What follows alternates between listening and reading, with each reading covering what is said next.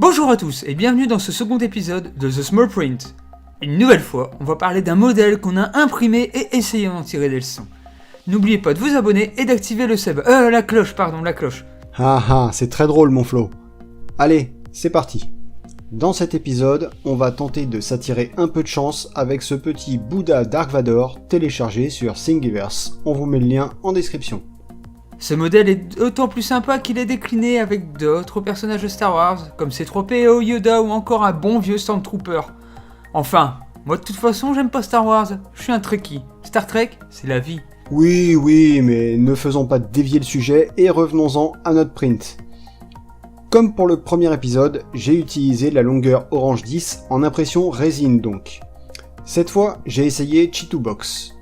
Et c'est vrai qu'au niveau de la gestion des supports, c'est quand même vachement mieux. Bon, j'ai encore tout un apprentissage à faire, point de vue utilisation du logiciel, et surtout gérer les allers-retours avec Longerware si toutefois c'est nécessaire. Il paraît en effet qu'il y a un plugin qui permet de s'en passer. Pour ma part, j'ai pas été fichu de le trouver. Bref, on passe au résultat et on analyse. Voici donc le modèle imprimé après 3h15 de print. Il mesure 42 mm de haut et est imprimé en 50 microns. Si on regarde l'état de surface, on constate que les supports ont été mieux maîtrisés par Seb et on laisse nettement moins de traces, sauf un petit éclat sur le casque ou sur le support. Dommage. Mais ce qui saute le plus aux yeux, c'est le foirage au niveau du petit piédestal.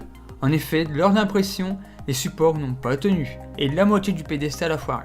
Tout à fait, ça fait un peu comme un gros warping, je savais même pas que ça pouvait arriver sur ce genre d'imprimante.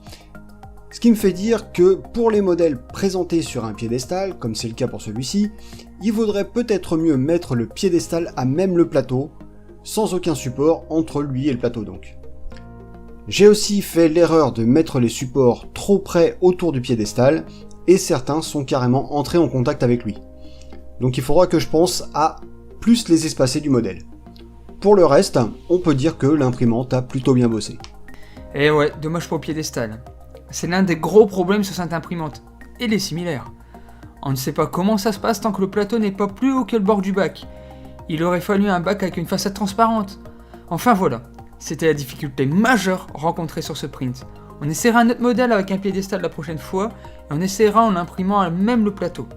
Si vous avez des remarques, des questions, et surtout des suggestions, tuyaux et autres conseils à distiller, surtout, n'hésitez pas à nous lâcher un commentaire.